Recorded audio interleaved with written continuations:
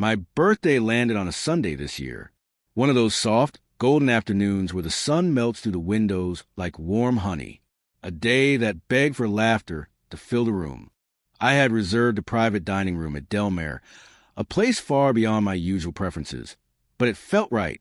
You only turn 40 once, if you're lucky enough to get there. The table was set for 12. Rich mahogany, crystal glasses catching the light, linen napkins shaped into swans.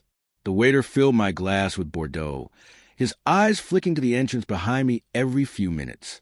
I kept offering the same excuse. They're just running late. But as the steak grew cold, so did the lie. 40 minutes passed. No messages. No calls.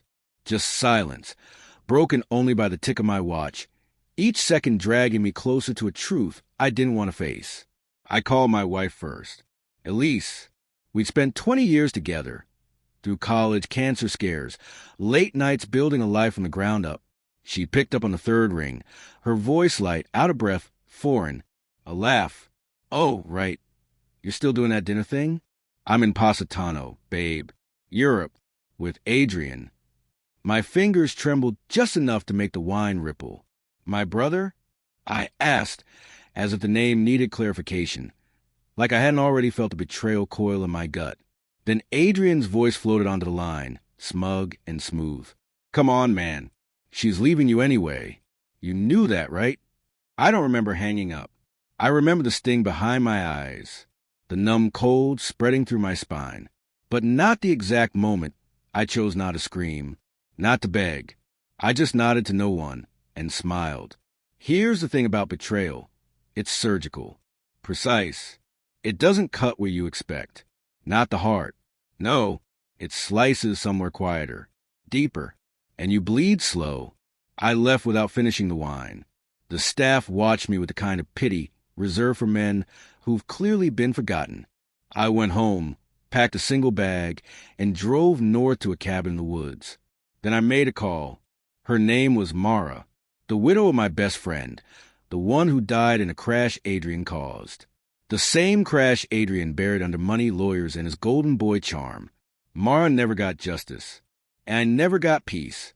I sent her a message. Just 2 lines. Dinner. I could use a real guest tonight. She showed up 3 hours later. Same distant eyes. Same quiet sadness. We didn't talk about Adrian. Not at first. We lit a fire. She handed me a small box, wrapped simply. Inside was a weathered copy of The Art of War. Page 87, she said. You like it? I flipped to the page. Underlined. In the midst of chaos, there's also opportunity. Later, we posed for a photo by the fire, my arm around her, her cheek resting against mine, both of us holding glasses of champagne. The flames behind us burned like something ancient, something sacred. She smiled. I smiled. We looked whole. I sent the photo to Elise. No caption. The reaction was immediate. A call. Then 5 more. Text after text. Who is she? What are you doing? This isn't funny. Adrian says you're spiraling. I took another sip of champagne. Mara leaned her head on my shoulder. Neither of us said a word. I powered off my phone. Popped the bottle again. By morning, everything had shifted. A mutual friend forwarded me screenshots. Elisa's breakdown unfolding across social media.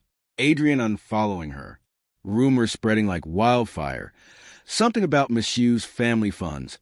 Something about Mara contacting an attorney. I never said a word. I didn't need to. A week later, I returned to the city and filed for divorce. Gave Elise the house, the car, all of it, the echo of a life she thought she'd stolen. But I didn't fight. That was a twist.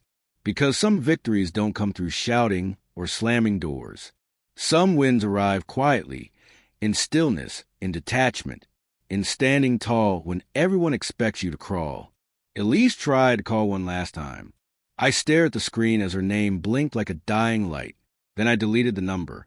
Mara and I, we're not together. Not in the way people expect. But we share something stronger. A bond forged in the same fire that was meant to destroy us. And now, every year on my birthday, I set one place at the table.